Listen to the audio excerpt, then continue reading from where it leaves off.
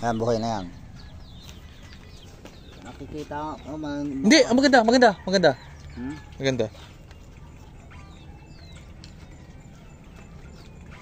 Anong lalaking kabuti nito? Ayan na. Pakita mong kabuti. Mga idol, ako'y nagtatanong. Ngayon lang ako nakabunot ng ganitong kabuti sa kawong. Alam niyo puno ng kawong? Yung kawong, yung nabunga na parang buli.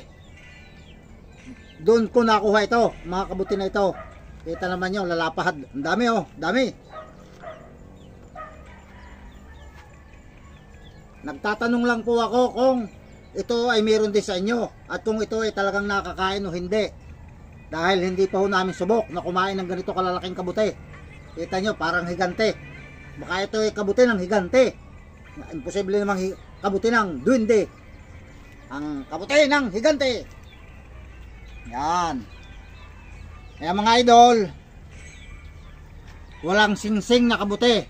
Kaya ang isip ko ay pwedeng kainin. Amoy kabuti talaga. Kaya sigurado ako pwedeng kainin. Kaya lang gusto ko may kakampi ako. Yung sasabihin nila na oo, pwede nga ito. Doon sa mga eksperto sa kabuti, pasuyo na po. Pakisabi na lang po kay Pinuno kung pwede nga kainin at nang makain namin. Sayang naman. Yan. Ay, kita naman ho nyo. Talagang malalaki pero meron din maliit Saan pa? Saan malaki? Grabing kabuti ito.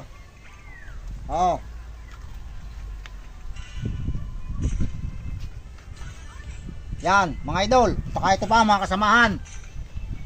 Anong masarap na luto dito? Ginataan, adobo o ginisa? Dami dami, malalaki pala ito. Yun, nahulog na isa. Yan, pakita mo. Pasuyo lang po sa nakakaintindi sa mga kabuti para po kami ay magkaroon ng kaunting kaalaman tungkol sa mga klase ng kabuti. Wala hong sinsing, wala. Pinagmulan sa kawong. Yan. Pasuyo ng mga idol. Ang kabuti ng higante.